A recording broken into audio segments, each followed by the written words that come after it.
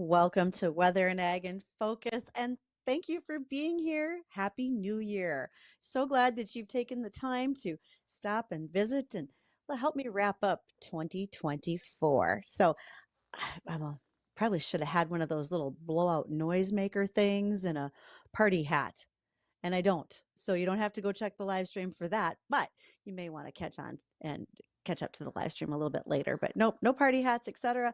In fact, once I'm off air, my favorite New Year's tradition, the Sci-Fi Channel is running the Twilight Zone, the original ones. It's a marathon. And just over lunch, I saw one that I had not seen before. So hoping to catch more of those. If you have New Year's Eve traditions that you're looking forward to, you are welcome to give me a call. You can reach out on the Red Wing shoe line, 701 293 9000. You can also send me emails at ag@flagfamily.com. So feel free to share all of those things. And besides doing the Twilight Zone, which again, kind of a favorite, tomorrow, the local bar in Hunter, North Dakota is hosting a Rocky Mountain oyster fry. If you're still having lunch and that caught you by surprise, please have a swig of your water so you don't cough up too much. But yes, Rocky Mountain oysters. I know that the chefs have been busy preparing those already, making sure that they are good to go for you. I am going to ask you, Addison, over there in the sound booth, have you ever had a Rocky Mountain oyster? I'm going to be honest, I don't know what that is. Okay. Well, this is a moment that we can share.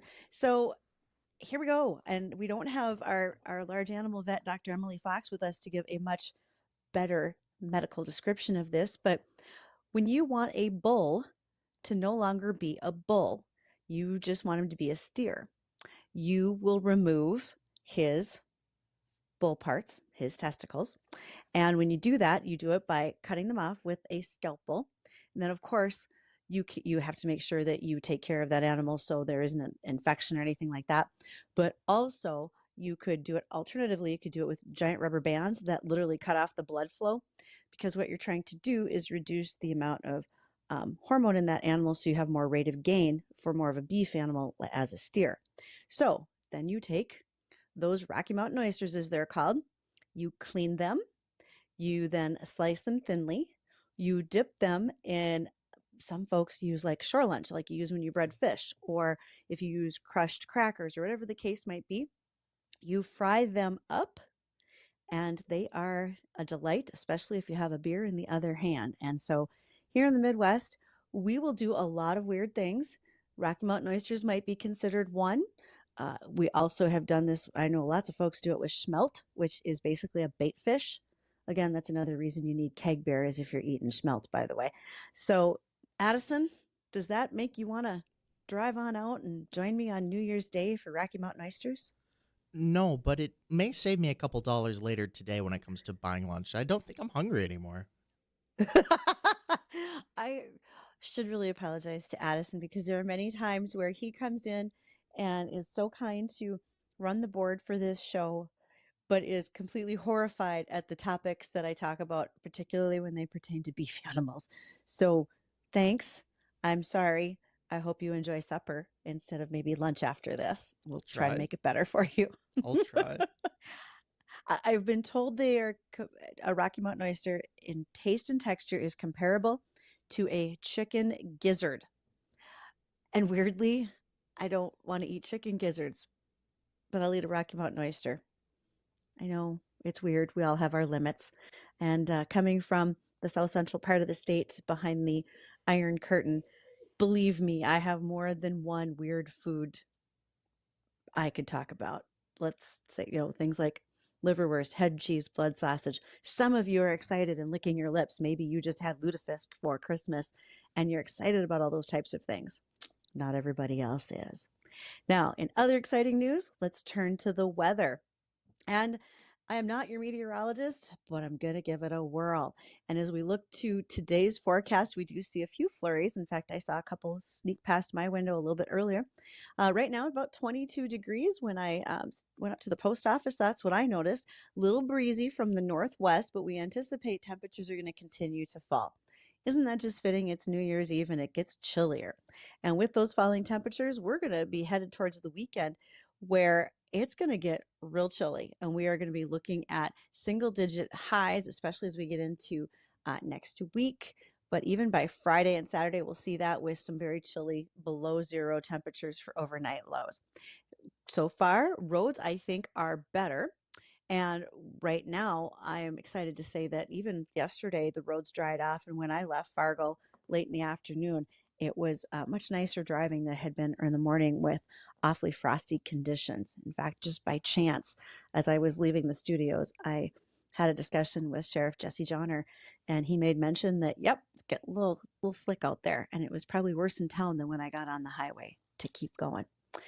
Speaking of yesterday, I want to say a great big thank you again to Jocelyn Berkland. Jocelyn joined me as my assistant ag director yesterday, and I've had a conversation with a couple other students just this morning in regards to more of them joining me over the next few months. Jocelyn is a junior at Enderlin High School. She did a fantastic job. She had come prepared to talk about a couple of different headlines in the news. She also helped do an interview with our guest. Yesterday's guest was Mark Vining. He was with Rookery Rock Winery at Absaraka, and we had a whole geography lesson regarding the glacial lake Agassiz and so much more. If you're curious how that discussion went and what we shared and learned, you are welcome to go to look at our archives. You will find on our WDAY website, you'll find all of our shows as a podcast. And additionally, you can go back and watch us on our live streams. Again, Facebook, YouTube, and Acres TV. Acres TV is a free app where it is looking to become the Netflix of ag social media. So if there's anything that you want to see, a lot of the YouTube farmers, if you will, are hosted there, as well as Weather and Ag in Focus. So you can join us anytime and watch. So many great things going on as usual. Sometime in this hour, I want you to listen for the Vegas Sounder. We're going to get a qualifier for that Vegas trip. Again, that is to see the Eagles in concert at the Sphere on January 25th. Don't call now. Put your phones down. Hit stop. I am not the sounder. I'm simply describing what you could possibly win. And thanks to those of you who came out yesterday to Kingpin Social from 3 to 5, we did an in-person registration. So we got that taken care of. And going to be a good day for us to bring in a guest a little bit later. We'll have Greg Stemen. He is with Starion Bank. We have him join us monthly for our Farm Finance Insider. Lots of good questions for Greg. And as always, you can join me by phone to ask additional questions. That phone number, 701-293-9000. I think I've said it enough. It's as ingrained in my head as it was for the phone number for pizza delivery when I was in college. That's one you don't forget either. And if all of you remember who was 701 to, it was 701. Wait, now I have to think about it. It was it was from my college days at Pizza Patrol, and it was one that was easy to remember, but I blanked out. It happens. Now, in the news headlines, a couple of things. First of all, we want to talk a little bit about cover crop. We do frequently hear that term. What does cover crop mean? What are the incentives for doing it? First of all, cover crop in our soils help us to build better soil structure. They also bring us more organic matter. Why would organic matter matter? So that's a cute way of saying it. When you are thinking about organic matter in the soils, the reasons for doing that, that is plant breakdown, provides more nutrients to the crop that's there. More cover crop can also help use water if there's excess or hold water if we need it for a better crop. See, when you have cover crop, you also hold more carbon in the soil. And there really is a ratio of carbon to nitrogen. It's about 24 to 1. That's optimal for your soil health. That carbon number can vary based on the crop that you're raising, whether it's corn, soybeans, etc. Having good soil health also helps you with better pH. Again, I said soil structure, so you can see things like less compaction in the field, etc. Now, there are several programs that are available to improve that that cover crop. And you can look at some of the enrollments with a number of programs. One of those can be a collaboration with the Soy Checkoff. There's also Pork Checkoff and National Corn Growers Association. And they are looking to double the adoption of cover crops to reach about 30 million acres by the year 2030.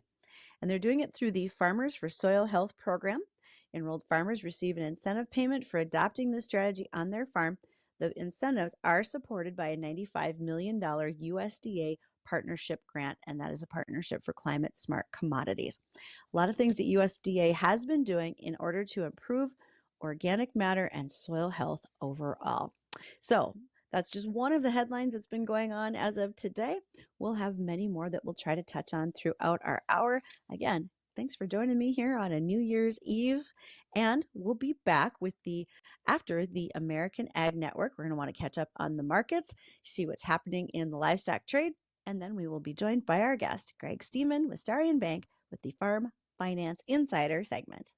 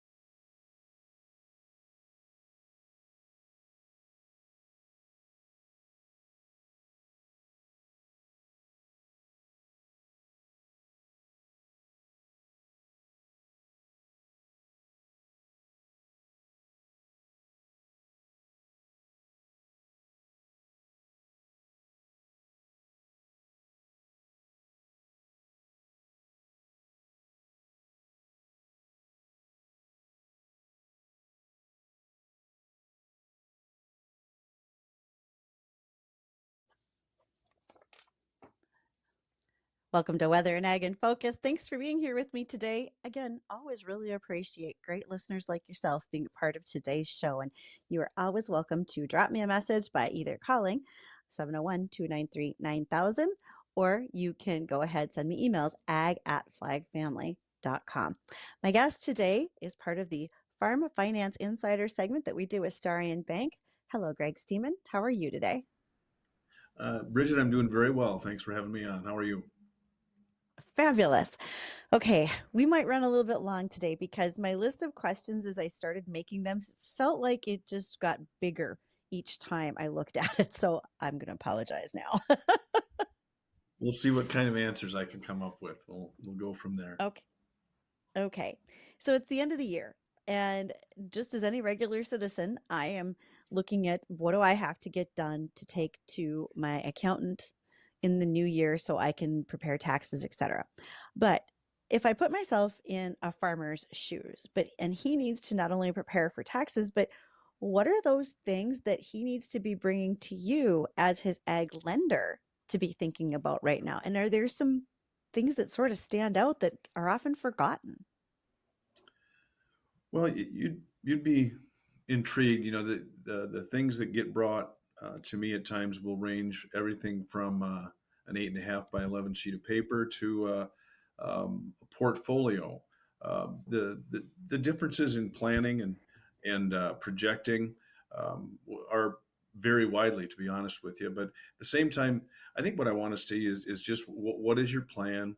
As far as to pay off the existing line of credit and the term debt that is due. And if we don't have the dollars to do that, are there some things that we have to restructure? Do we just have to extend? What are the approaches? And we just want to be on the same page as the producer when it comes to, um, you know, satisfying the debt obligations and then making sure that we've got enough to make the other payments. And so I just think having those conversations is important. My guess is most producers have already visited with their tax accountant. Um, Already, my personal thought is, and I love producers, but they're fantastic at not paying taxes. I always say, hey, make sure you, if you have to pay, just get yourself to the top of that bottom bracket so it doesn't break you. But because you're gonna have to pay taxes eventually anyway. But it's just have those conversations. We've talked about having an advisory team. Whether it's your tax accountant, whether it's your banker, whether it's your soil person, whatever it is, have those conversations and then have a plan in place as far as what you want to do. If you had losses this year, which we're looking at 40 to 50% of producers are in that category, what assets do we have that we maybe can use to term out those losses? Is our working capital situation strong enough where we can absorb those losses without decimating working capital? So I think having conversations with the people that know your operation the best, and then also putting that plan together so that myself and my team can start working on a projection and kind of a credit presentation. That's a really big deal right now. As you listen to what is going on in the headlines, most, just like 58% of farmers are expected to make money this year. I am very active on Twitter, and I saw a farmer on Sunday night say that he and his son had been farming together, and they had a very long discussion and made quite a few changes as they planned for 2025. And that was things like giving up all their rented land, selling some of their excess equipment to bring down debt. His wife, who was going to retire, is going to continue to carry her off farm job. And both he and his son were looking at potential part time off farm income that needed to be coming in as well. And this is on irrigated land in Nebraska. Do you think that everyone is looking at those numbers quite as closely? Maybe we need to be a little bit more focused, I guess I could say. Well, and that varies from producer to producer as well. Some people are Sure. much more detailed. Some people are on top of their finances and know exactly what their situation is. Others maybe not as much, but all it takes is a loss type of year or a negative year, and hopefully that alerts you to, I've got to stay on top of this. I've got to know what my situation is at all times. Now, is that easy to do when you've got some commodities that haven't been sold and you haven't realized any revenue from them yet? That's a little bit unpredictable. But back to your point, I love the individuals that really do a very good self-examination and have the Hmm. difficult conversations. I love Hmm. hearing that when you talk about irrigated land in Nebraska. I mean, there's some that operation, that's being honest with yourself. That's saying, how can we Sure. become more efficient as an operation? And how can we maximize our our uh, our implement line that we have? And I think they sold some, but they also downsized, gave up some rented land. My guess is they're going to manage fewer acres in a more efficient manner. And I love the fact that they're willing to Hmm. consider additional um, revenue streams, like some off farm employment. I think those things are important to take into consideration. And um, and maybe sometimes you utilize your own equipment if you're going to do some some grain hauling or things along those lines. You're able to utilize what you have. And my other guess, and I don't know that you necessarily brought it up with your specific situation, is also, we're going to put some money and time and effort into repairs rather than buying new. Yeah. And implement dealers are going to feel that as well. So I'm sorry for that long answer, but I love hearing, when you describe that situation. That's a producer and a family that understands their operation, and sometimes realize, all right, we're going to cut back, we're going to become more efficient, and then if the opportunity presents itself down the road, maybe those acres come back available, or maybe they come available from some other resource. Greg, never apologize for giving a long answer when it's an accurate answer. I have zero problem with that because I think right now it's important for all of us to understand when we hear that farmers didn't make, many didn't make any money, but they didn't make a lot of profit in 2024. Why? What are they going to do going forward? It could mean doing something more than just raising corn and soybeans in that market year. And we don't know exactly what all of it's going to look like for every farmer yet. There's going to be a lot of variability to it, is my guess. Without question, I think that's a very accurate assessment, Bridget. And by the way, I apologized in the background. I don't think there's a fire in the building I'm in, but the fire alarm is going off, so I apologize for that. And if Greg, I'm if you told smell that I have smoke, to get leave, that out. I apologize for cutting that here short. Okay. What a great, interesting day for you. Yeah, yeah, very much so. Okay. Okay. Well, how about we do this? While that fire alarm is going off, you and I can check with bottom of the hour news. So when that stops, hopefully you're back. And if you're not, that tells me you've stepped outside. But I did want to give you one little reference I thought you might find funny when you said you have some producers that come in really well prepared with their portfolio of items. One might have a sheet of paper. My dad would always go in to see the accountant with a paper bag full of paperwork because he said, I don't want them to think I made money. But when he'd go to the banker, he would take the briefcase we gave him for Christmas because he said, that guy should think that I can actually afford to farm. So I hope those two comparisons probably make more I sense love to that. you. I love that. That's fantastic. Yep. You don't want to know what his suggestions were when it was time to go buy a car, but let's just say I looked like I had just rolled around on the shop floor before I went in there to buy. So good negotiating Hmm. tactic, I guess. All You right, folks, bet. we will be right back. Hopefully, so is Greg. We will check the bottom of the hour news and then return post fire alarm. We'll be right back.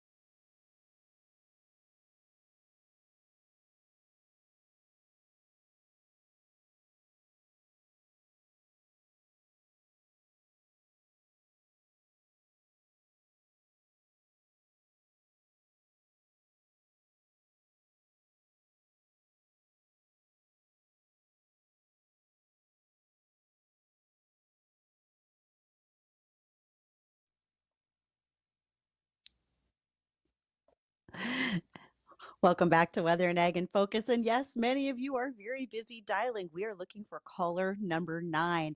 This will be a chance to win the Desperado Vegas Dream Trip presented by American Security and Gate, brought to you in part by Frontier Airlines and Kingpins Social. The winner will probably receive, not probably, they will receive 2 airfare from Frontier Airlines from Fargo to Vegas, a hotel stay, 2 tickets to see the Eagles. That's on Saturday, January 25th at the Sphere, and $500 in spending cash. If you are not caller number 9 today, then you have the opportunity to join us on Monday, January the 6th from 3 to 5 at Kingpin Social. That is an in-person chance. What you could do is show up early, enjoy happy hour after you've gotten registered, and then stay to watch the North Dakota State Bison game as they play in the championship for the NCAA FCS championship game. So hopefully caller number 9 is able to slide on in here and get registered. Lots of folks have been waiting for this opportunity, and we're excited to have you doing it. So I'll know that name soon enough. Meanwhile, my guest right now is Greg Stemen. He is with Starion Bank. This is our Farm Finance Insider segment. And Greg, we've been talking about a lot of things uh, over the whole year when it comes to how farmers are making money, what they're doing. But one of the things I wanted to ask you about as we get towards the end of the year and folks are evaluating what happened financially, not just in 24, but probably over the last few. Are you seeing an uptick in any of your customers coming in and saying, I'm looking at my transition plan, I am looking to make a change in ownership or a restructure or anything like that? Not necessarily from my standpoint, but it's not uncommon that that happens, especially when you go through a year or two like this. And I think you want to be able to pass on something that has good value, good worth, and you want to typically in your succession planning, you want to set your next generation up to have a better chance at success than what you have. So I think that's kind of the thought process of most of the people that are having those discussions. And those discussions are important. I know we probably talked about it in the past, but you want to make sure that you're getting input from everybody that knows your operation. And also, that there are also discussions sometimes that are uncomfortable, when it comes to Hmm. family. And I just think it's okay having a difficult discussion and talking about succession planning and transitioning. And I just think they're valuable discussions to have. And oftentimes, if you involve the right people, you'll get points of view that some of the principals haven't necessarily considered at that point. So I just think expertise from outside of the family and the people that know your operation has great value because it provides a different perspective when it comes to having those discussions. Greg, when should that farm operation bring you into the discussion as a banker? I always use that rule of thumb, when I worked in a corporate office or a corporate setting, don't surprise your boss. And it's probably the same with don't surprise your banker. So, should you be there more on the front end of those discussions, or when is a good time for that operation to reach out to you? That's a really good question. I think in most relationships, I think it's a very trusting relationship between a producer and their primary banker. I think that they're typically going to be involved on the front end, and I think that's important. And I think most bankers will provide as much information as they can. And I think that your most trusted bankers won't necessarily interject unless they're asked. And I think that's okay. Having knowledge of the operation is important, but it's also it's on the people having the conversation to bring the others into it and ask for their opinion on certain aspects of it. And so I just think an awareness and a trust level are always invaluable. And I think for the most part, I would guess most producers have that type of relationship with the people they get their primary financing from. Well, I think that's probably a really good point. And, when you're coming in to see you, let's not forget about some of those other places that business has been going on. I think about some of the seed financing that can be done out there, John Deere financing, loans maybe with other banking institutions. As a banker, can you see all of those things, or do you need your farmers to say, hey, by the way, I did all of this as we weigh out my operating loan for 2025? I've heard it both ways that John Deere Finance can be visible, but maybe not? That's a really good question. Now, what you bring up is a great. It's an incredibly important conversation that must take place, and I've asked that same question at times too. What is visible? What isn't? What filings are in place? What and you can't always trust that you've had access to all of them.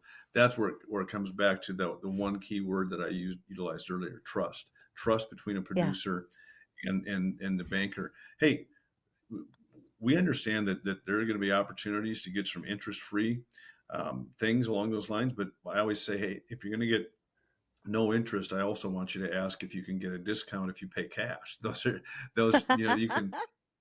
There are different ways to frame the conversation and make sure you're getting the best possible deal. And so I think asking a lot of questions, especially when it comes to, and I see a lot of those things are competitors, John Deere Financing and the seed companies, things along those lines. I understand that. And there are times when I'm going to go, you know what, that's a better situation than what we can get you. Take advantage of that. So Hmm. just having that trusting relationship. And organization does matter. I know it's an oversimplification, but we always talk about, I wonder how many subscription services I have. We see those commercials for that right now where you're Oh going, oh, you're yeah, paying on yeah. 16 different things, and I've had conversations, and it's not a criticism, but there are times when people go, "Oh yeah, I did. I financed 90,000 of soybean seed. I've got to pay on that." And it's Oh yeah. it's yeah. Some people might think, "How could you possibly forget a $90,000 obligation?" Well, it's all relative, right? In a multi-million-dollar farming operation, when you look at the input costs and the efforts to generate revenue, sometimes $90,000 is a smaller number compared to some of the other numbers. So I use that just as an example, but there's a lot of different things, and you want to be able to keep track of all those things in the most effective and efficient manner possible. Absolutely true. And okay, so I'm going to change gears on you just a little bit here, Greg. And also want to make sure to give a congratulations to Justin D from Pelican Rapids. He is now qualified for that Desperado Vegas Dream Vacation trip. Thanks for being caller number 9, Justin. Also, I've had several people say they're very glad that the smoke alarm went off where Greg is at because they were concerned it was their office and they looked around before they realized it was on the radio. Yeah, So it thanks, was Greg. ours. So it's in the process of being addressed right now. I don't see smoke. You don't look panicked, so Nope, I'm gonna say that's a nope, win. Um, we're good. so the new year starts North Dakota's new legislative session. As a state legislator, do you see anything coming up on the horizon, particularly in the realm of the ag industry here, that folks should maybe be aware of or thinking about, and maybe you as a legislator want some input on?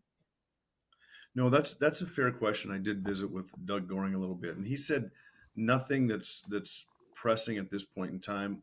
I do know that that typically every session we'll have some property tax breaks or incentives, things like that. Property tax is going to be the big issue Yeah. this session. I have my personal thoughts on that.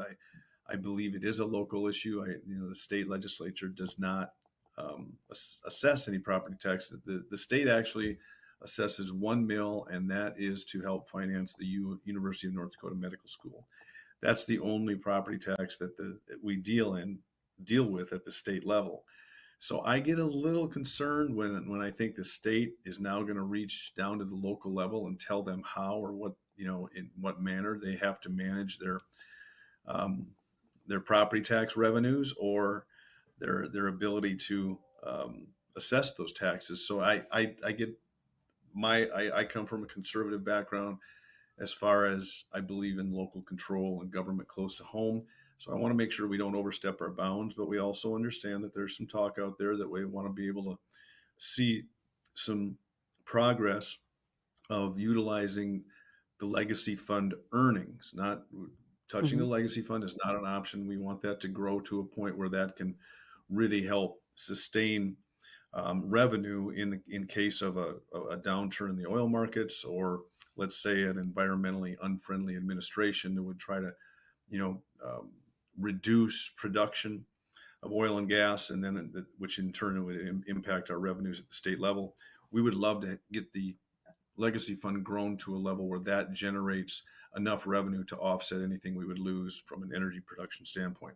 So, some from a specific standpoint in the ag sector, I'm not aware of any wide-ranging pieces of ag legislation, but that doesn't mean that things couldn't get introduced within the first few days of session. So, right now, and Doug Goring kind of mentioned that too. There's nothing that he's on edge about, but we also know a lot of bills have not been filed yet either. Okay, that'll be interesting to watch what changes. And again, I think one thing that we have to remember as taxpayers in North Dakota, we can call our legislators anytime. If we have opinions on them, that's what we need to do in order for you who represents constituents to understand what the needs of the people are and what their thoughts are. And I appreciate the fact that my legislative team will allow me to reach out to them. I hope that's the case in many other districts and people take advantage of that, Greg.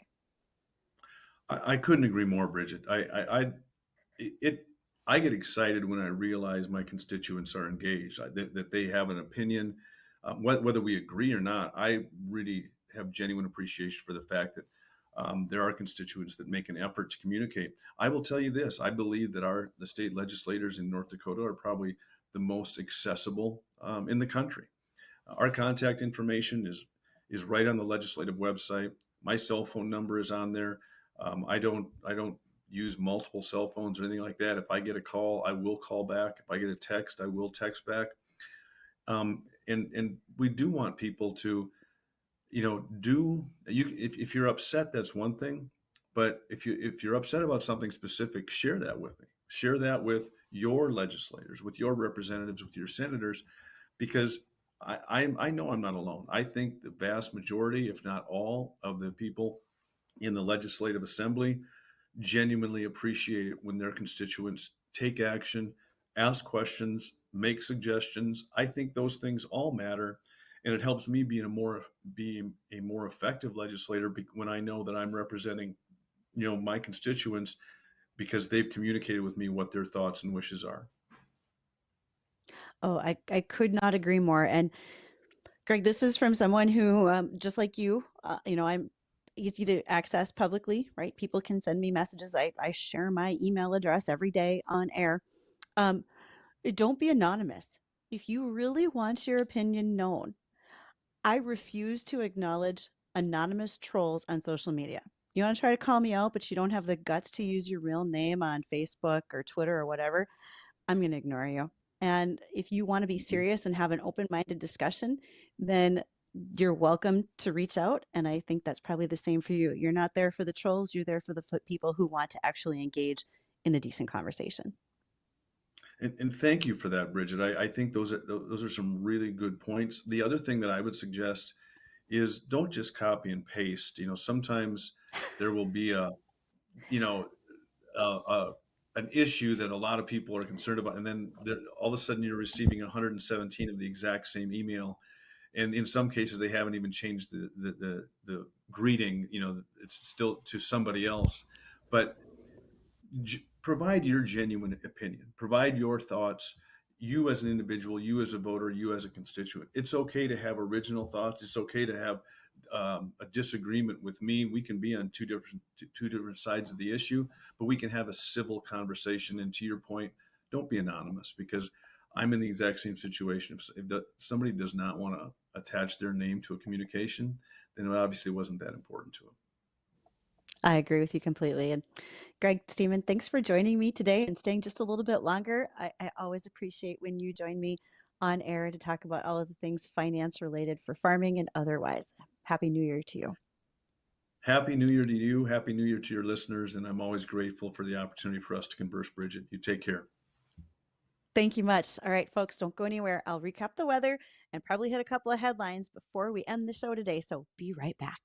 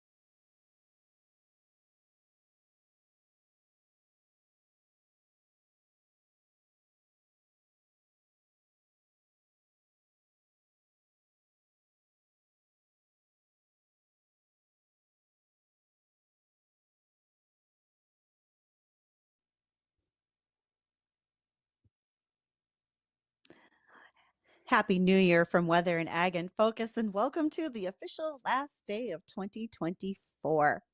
Well, what's the weather going to be like for all of you party goers tonight? Chilly.